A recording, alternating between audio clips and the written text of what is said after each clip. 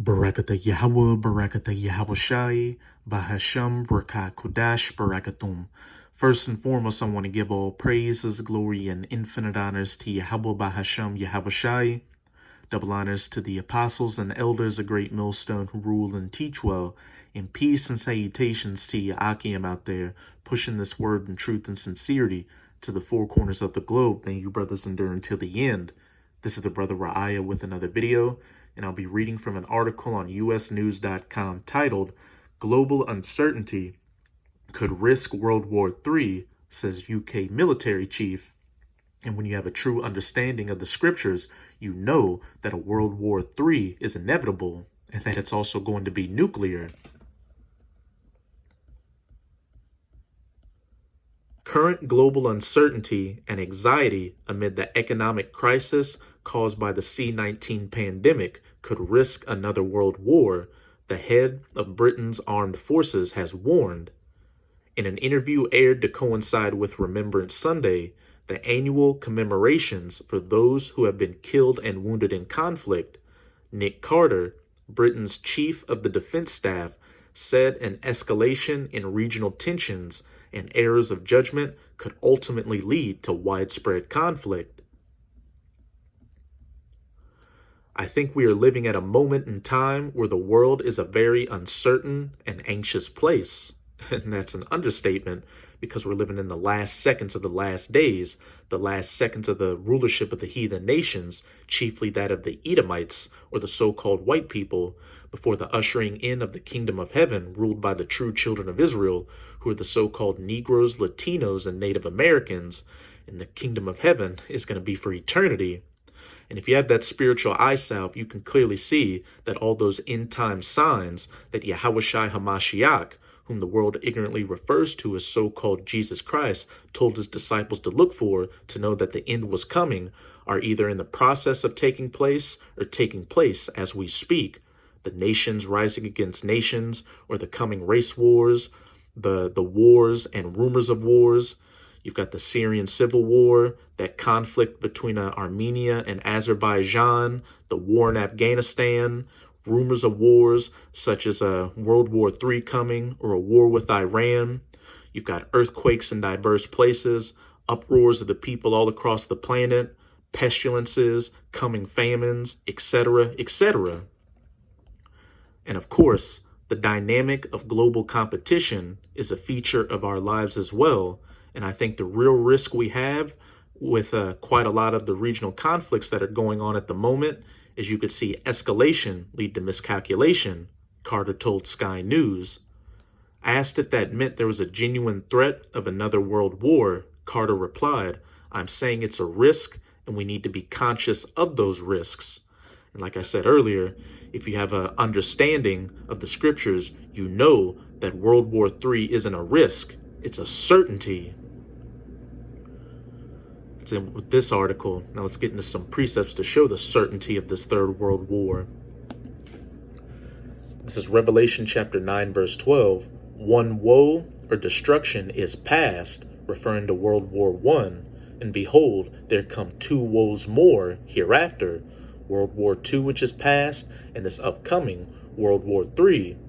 And the Most High wanted to state emphasis on this third woe coming by stating it two times in the scriptures, once in Revelation chapter 9, verse 12, and the second time in Revelation chapter 11, verse 14.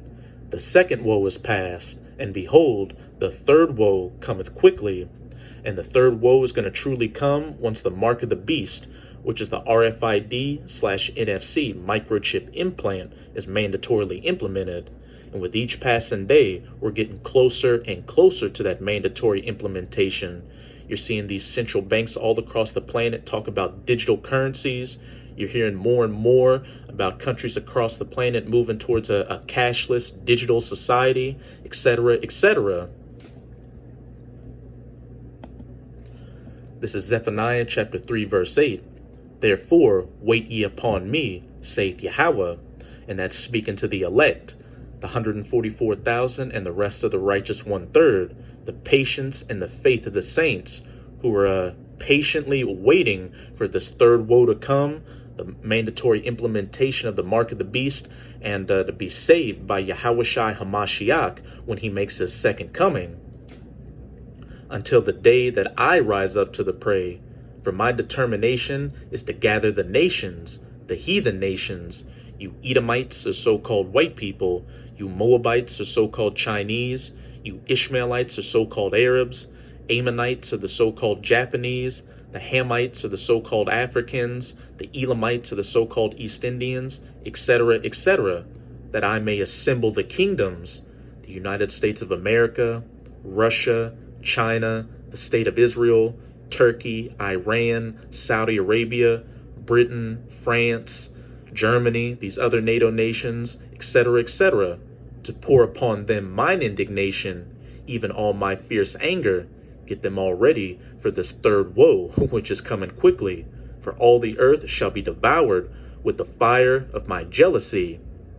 And while there are different skirmishes going on all across the planet, this third woe, where the Most High is going to assemble the kingdoms of the heathen nations, is going to be in the Middle East, in the Valley of Jehoshaphat. This is Joel chapter 3. I'm going to start at verse 9. Proclaim ye this among the Gentiles, which is what the prophets of the Most High are doing, chiefly through GMS or Great Millstone, by going out onto the highways and byways to preach this word, as well as putting up video epistles like this, proclaiming among you heathen Gentiles to prepare for war, prepare for that third woe, World War III, nuclear war, the battle in the Valley of Jehoshaphat, the war of Armageddon. Wake up the mighty men, let all the men of war draw near, let them come up. Beat your plowshares into swords, and your pruning hooks into spears. Let the weak say, I am strong. Assemble yourselves and come, all ye heathen, you Edomites, Moabites, Ishmaelites, Ammonites, Hamites, Elamites, and gather yourselves together round about. Thither cause thy mighty ones to come down, O Yahweh. And those mighty ones are the death angels of the Most High, holding back the destruction of this third woe, waiting to get the go-ahead from the Most High to release it, which again is going to happen after the mark of the beast is mandatorily implemented. Verse 12, let the heathen be wakened and come up to the Valley of Jehoshaphat, which in the Hebrew is a Yahweh's Shaphat, or Yahweh's judgment. For there will I sit to judge all the heathen round about. Put ye in the sickle, for the harvest is ripe. Come get you down, for the press is full. The fats overflow, for their wickedness is great. Multitudes, multitudes in the valley of decision, for the day of Yahweh is near in the valley of decision. Again, the second woe is past, and behold, the third woe cometh quickly. And the reason you heathen nations are going to get gathered down into the Valley of Jehoshaphat for that third woe is because it's punishment from the Most High on you heathen nations for afflicting the apple of his eye, the true children of Israel, who are again the so-called Negroes, Latinos, and Native Americans. And at the top of that list are you Edomites, so-called white people. Back in Joel chapter 3, jump up to verse 1.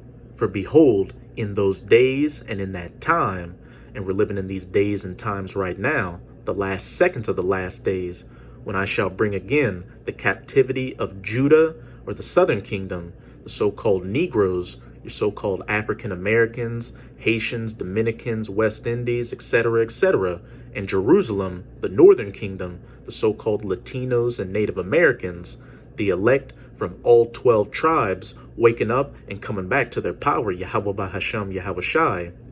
I will also gather all nations and will bring them down into the Valley of Jehoshaphat, Yahweh's Shaphat, or Yahweh's judgment, and will plead with them there for my people and for my heritage, Israel. And when you go into the Strongs for that word plead, it's Shaphat, and it means to judge, vindicate, punish, take vengeance, punishing you heathens for touching the apple of his eye, whom they have scattered among the nations and parted my land. And they have cast lots for my people, and have given a boy for an harlot, and sold a girl for wine, that they might drink. And what does that sound like? Slavery. And it should be pretty obvious to see that the so-called Negroes, Latinos, and Native Americans fit the prophecies of the Israelites in the scriptures.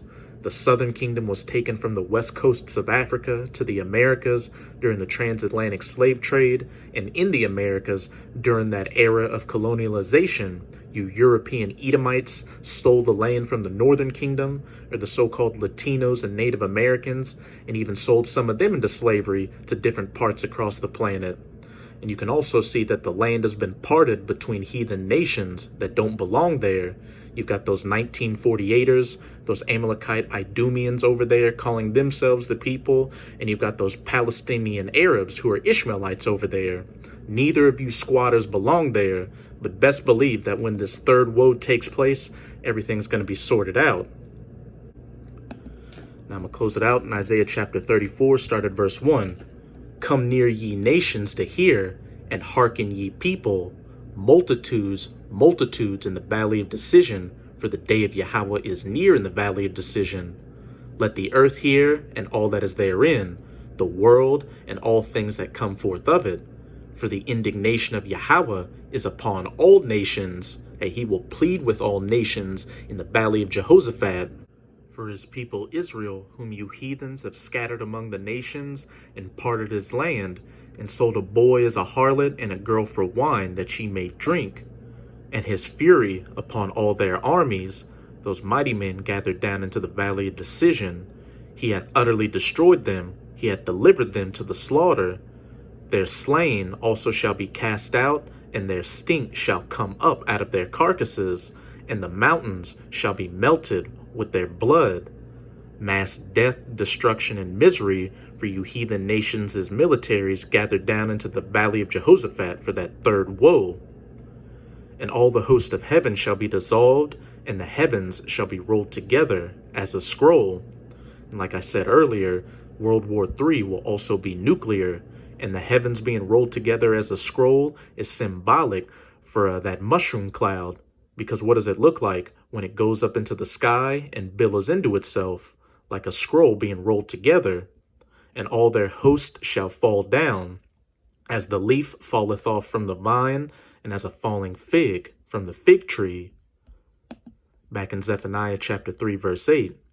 For my determination is to gather the nations, that I may assemble the kingdoms, to pour upon them mine indignation, even all my fierce anger. For all the earth shall be devoured with the fire of my jealousy, with that nuclear fire. Not only are nuclear missiles going to go off in the valley of Jehoshaphat during this third woe, but nuclear missiles are going to be shot to the ends of the earth.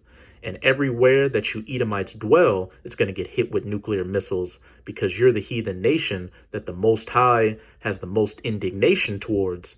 Again, because you're the main heathen nation that afflicted the children of Israel. Isaiah 34, verse 5.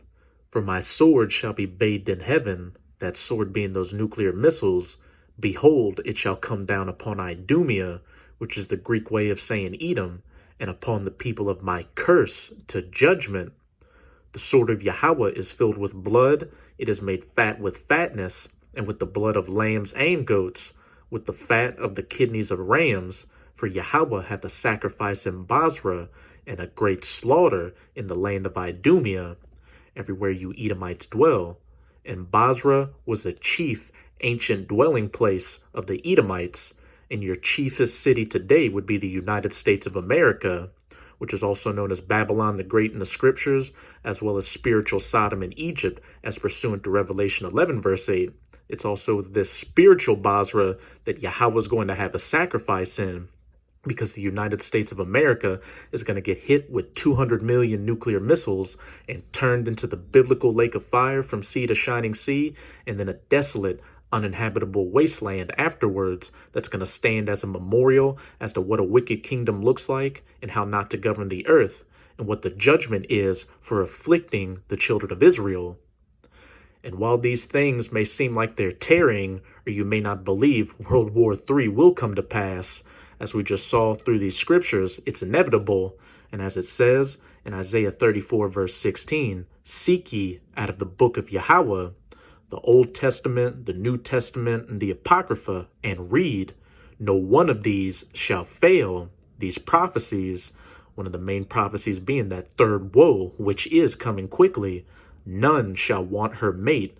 There is no other book or text out there that's equal to the scriptures of the Most High, because this book is a prophetic book. For my mouth it hath commanded, and his spirit it hath gathered them. So that's it with this video. And with this video, I hope you sincere Akim were edified. Just keep strong and keep pushing this word. We're almost out of this final wicked captivity of the heathens, chiefly of Esau, Edoms.